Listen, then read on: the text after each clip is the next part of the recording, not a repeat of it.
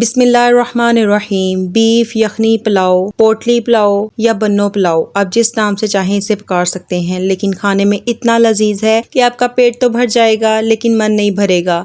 गर्मी के पेश नज़र बहुत ही कम मसालों में आज हम इसे तैयार करेंगे। चले फिर स्टार्ट करते हैं अपनी रेसिपी। बिस्मिल्लाहिर्रहमानिर्रहीम। सबसे पहले हमने अपनी एक पोटली तैयार कर लेनी है जिसमें हमने तमाम खड़े मसाले ऐड करने हैं। मैंने जीरा, काले मिर्चें साबुत, लौंग तकरीबन 2 खाने के चम्मच बनते हैं, ये एक कपड़े के अंदर शामिल कर देंगे। आप कोई भी मलमल का कपड़ा ले सकते हैं। इसके बाद सौंफ शामिल करेंगे, 2 खाने के चम्मच सौंफ आपने ज़रूर ऐड करनी है, इससे बहुत ही अच्छी खुशबू आती है।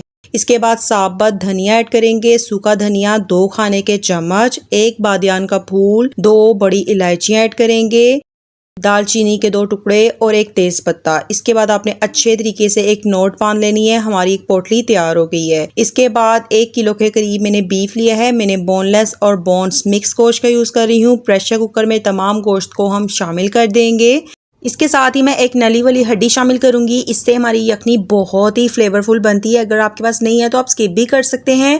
अगर आपके पास मलमल का कपड़ा नहीं है तो आप तमाम खड़े मसाले जो हैं वो इस स्टेज पर प्रेशर कुकर में शामिल कर सकते हैं। और इसके बाद मैंने 2 दरमियाने साइज के प्याज लिए थे, छिलका इनका रिमूव कर देंगे और 2 लहसुन की तुरियां शामिल करेंगे। पूरे ये 2 होल्स हैं, इन दोनों को आपने एक बार ना अच्छे से वॉश कर लेना है। इसके बाद मैं इसमें पानी शामिल कर रही हूँ तकरीबन 1.5 लीटर के करीब, क्योंकि हमें गोश्त को भी गलाना है और हमें इसकी यखनी भी चाहिए। नमक शामिल कर देंगे 1.5 टेबल स्पून। काली मिर्च का पाउडर शामिल करेंगे 1.5 टीस्पून। इसके बाद इसे चूल्हे पे चढ़ा देंगे। 25 मिनट में अच्छे से बीफ गल जाता है। आपने टाइम सीटी चलने के बाद नोट करना है। फ्लेम आपने मीडियम टू लो ही रखनी है। माशाल्लाह से तकरीबन 25 से 30 मिनट हो चुके हैं, गोश्त अच्छे तरीके से गल चुके हैं। अब आपने पोटली को अच्छे से निचोड़ के निकाल लेना है। इसमें लहसुन और जो प्याज हमने शामिल किया था इसको भी बाहर एक प्लेट में निकालेंगे। अभी आपने इसे वेस्ट नहीं करना, इसका भी इस्तेमाल हम बाद में करेंगे। आप गोश्त को दे सकते हैं, बहुत अच्छे तरीके से गल चुका है। अब गोश्त को एक साइड पे रखते हैं। एक अदद बर्तन लेंगे, उसके अंदर मैंने ऑयल ले लिया है 1 कप के करीब। पुलाव में ज्यादा घी ऐड नहीं होता क्योंकि इसकी अपनी ही यखनी में बहुत ज्यादा ऑयल होता है, तो इसलिए आपने जो घी या ऑयल का इस्तेमाल कम करना है। लहसुन अदरक का पेस्ट शामिल कर देंगे 2 खाने के चम्मच। अब जो हमने प्याज और लहसुन शामिल किया था उसको भी आपने अच्छे तरीके से मैश कर लेना है और उसको भी शामिल कर देंगे। साथ ही 3 से 4 अदद छोटी इलायचियां शामिल करेंगे और 1 से 2 मिनट के लिए भून लेंगे।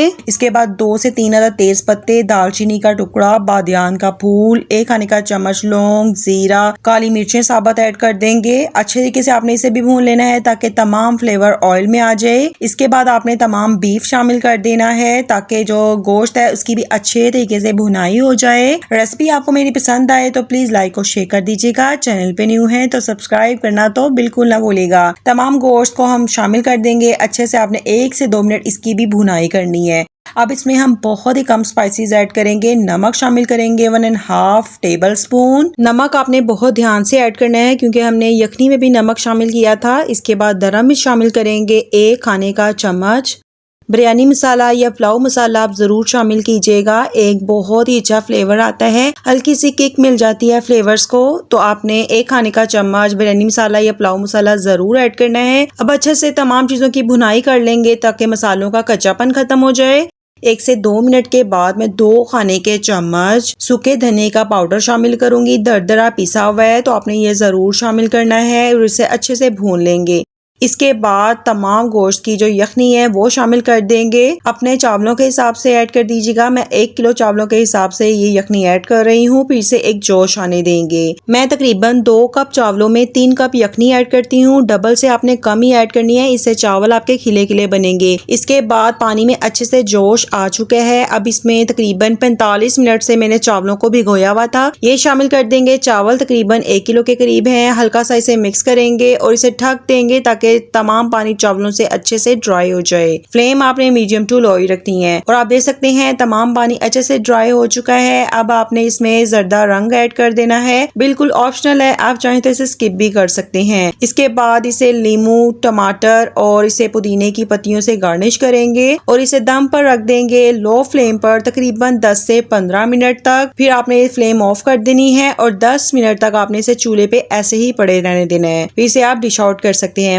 माशाल्लाह से तकरीबन 15 से 20 मिनट हो चुके हैं। तमाम चावलों की अच्छे से मिक्सिंग करेंगे। बहुत ही शानदार खुशबू आ रही है। अब आप इसे सर्व करें रायते और सलाद के साथ। रेसिपी पसंद आई है तो लाइक और शेयर कर दें। चैनल पे न्यू है तो सब्सक्राइब करना तो बिल्कुल ना भूलेगा। मिलते हैं किसी नई रेसिपी के साथ। अब तक अपना बहुत ख्याल रखिएगा। अल्लाह हाफिज।